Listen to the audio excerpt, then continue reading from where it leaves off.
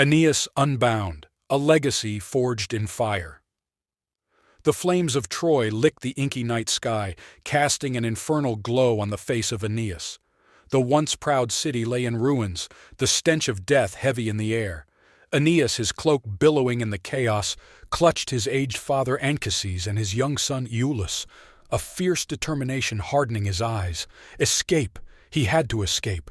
Suddenly the earth trembled beneath his feet. From the smoking wreckage of a temple, a figure emerged, wreathed in ethereal light. It was Venus, Aeneas's divine mother, her beauty undimmed by the surrounding carnage. "Aeneas!" Her voice resonated with celestial power. "Fate beckons you westward.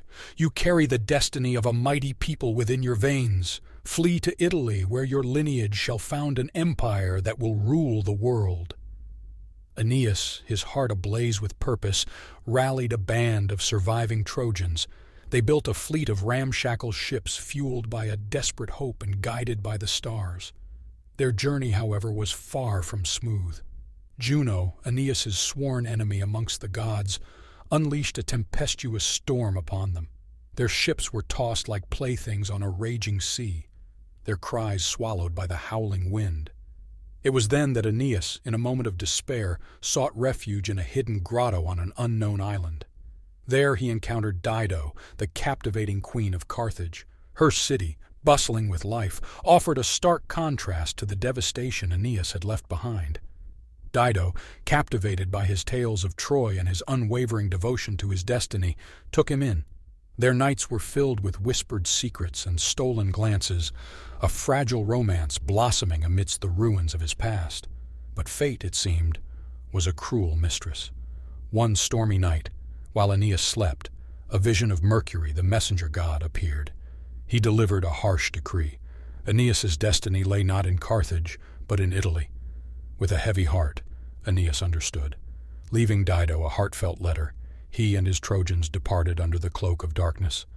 When Dido awoke to the empty harbor and the note filled with agonizing promises, a fire of vengeance ignited within her. Blinded by rage and heartbreak, she cursed Aeneas and his lineage, a curse that would echo throughout the ages. With a final tragic act, she took her own life, her pyre a beacon of fury on the distant shore. Aeneas, racked with guilt and propelled by destiny, continued his voyage. He braved the treacherous shores of Sicily, where they encountered the monstrous Cyclops Polyphemus.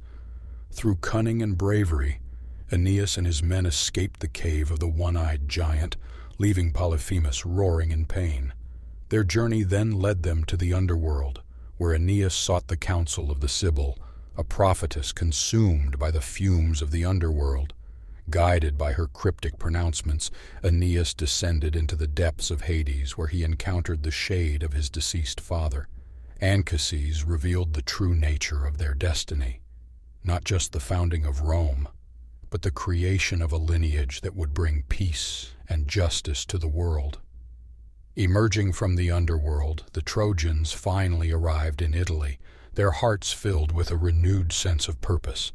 There, however, they faced their greatest challenge yet, King Latinus, whose daughter Lavinia was already betrothed to Turnus, a fierce warrior king. A war erupted, the ground soaked with the blood of Trojans and Latins. Aeneas, driven by the prophecies and the weight of his destiny, fought with unmatched valor. In an epic duel he faced Turnus, the fate of his people hanging in the balance. Just as Turnus was about to deliver the final blow, a nymph, driven mad by grief over her slain son, intervened. She pushed Turnus aside, exposing him to Aeneas's blade. With a heavy heart, Aeneas delivered the final blow, ending the war but forever haunted by the echoes of battle.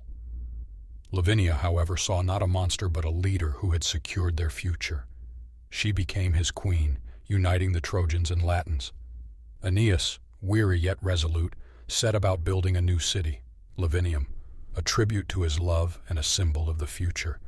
The echoes of Troy still resonated in the hearts of his people, but a new song was being born, a song of empire and destiny. The seeds of Rome were sown, watered with the blood of heroes and the tears of loss, forever bound to the epic journey of Aeneas, the Trojan who dared to dream of a new dawn.